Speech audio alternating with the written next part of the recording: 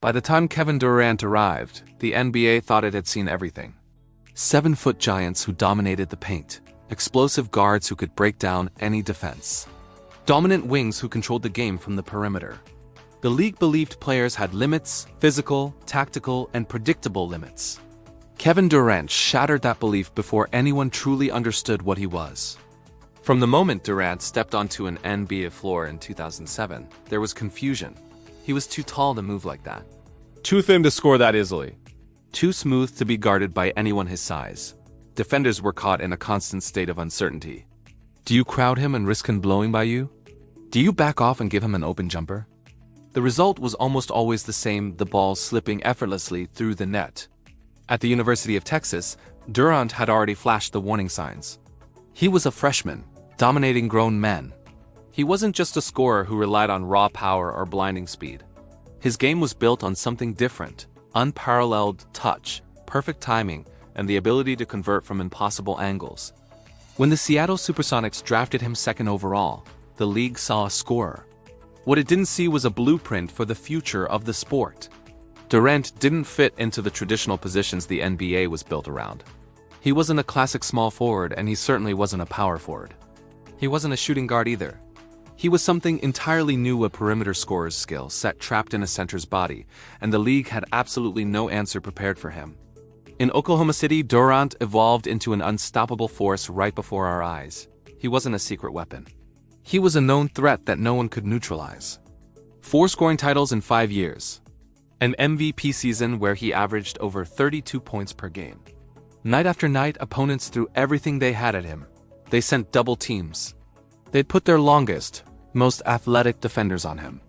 They designed entire defensive schemes just to slow him down. And night after night, nothing worked. Durant's high release point made shot contests irrelevant. His tight handle erased any advantage a smaller, quicker defender might have had.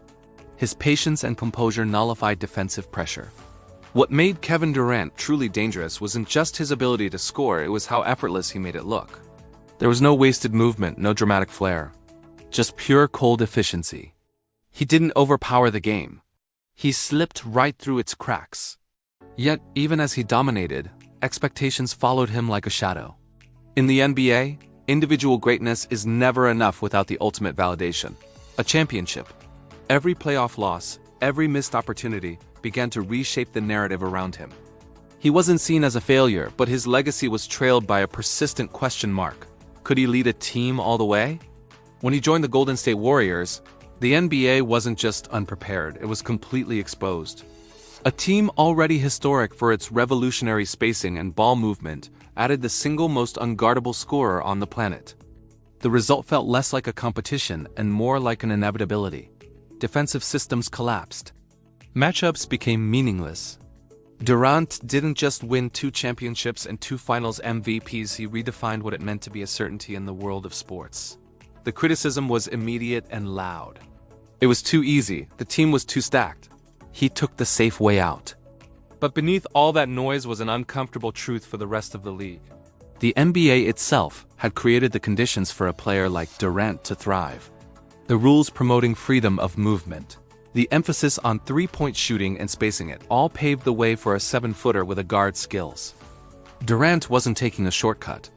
He was the final evolution of where the game was already headed. Then came the injuries. The Achilles tear in the 2019 finals forced the NBA to confront another reality. Even the most unguardable players are fragile.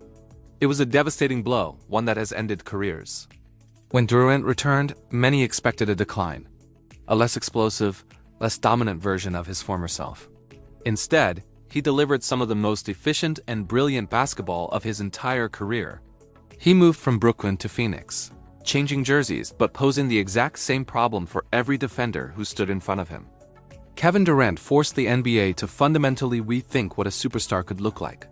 He was positionless, quiet, and ruthlessly effective. He didn't need grand speeches or on-court theatrics.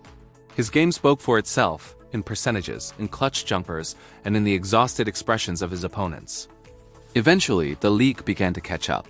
Defenses adapted, prioritizing switch-heavy schemes and putting more length on the perimeter. A new generation of players emerged, many of whom modeled their games directly after his unique skill set. But Durant arrived before the infrastructure to contain him even existed. By the time the league made its adjustments, he had already permanently changed the standard for greatness.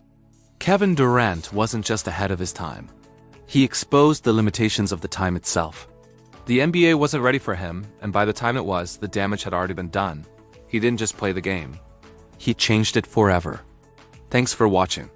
If you enjoyed this, make sure to like, subscribe, and hit that notification bell for more deep dives into the legends of the game.